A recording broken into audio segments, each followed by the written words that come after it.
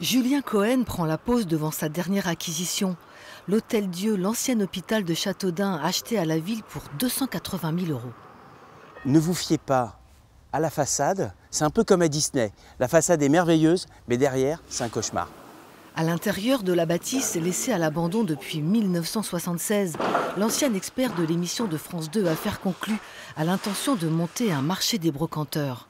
Quand on voit ce type de petite pièce qui, au final, doit être complètement ouverte, vous vous doutez que les travaux sont colossaux.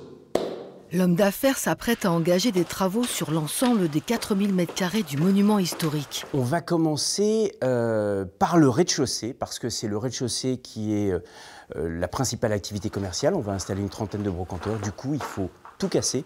Ensuite il va y avoir la maçonnerie, l'électricité, la plomberie, quasiment 10 à 12 mois de travaux assez significatifs. Le projet de Maison des Brocanteurs est autofinancé à 100%. Il est accueilli à bras ouverts par la ville, qui espère en tirer de nombreux bénéfices. On a 900 artisans dans le Grand Châteaudun et certains vont travailler. Et ça peut être une locomotive touristique et économique pour Châteaudun, pour le Grand Châteaudun et le sud de l'Eure-et-Loir. Cette Maison des Brocanteurs de Châteaudun sera la 4e réalisée par Julien Cohen. L'objectif est d'avoir un maillage complet sur toute la France, une vingtaine de maisons des brocanteurs, équidistantes les unes des autres d'environ une centaine de kilomètres, de manière à, d'une part, sauvegarder ce métier de brocanteur, qui est plutôt en train de péricliter qu'autre chose, et puis d'autre part, de sauver aussi de très beaux monuments comme celui-ci.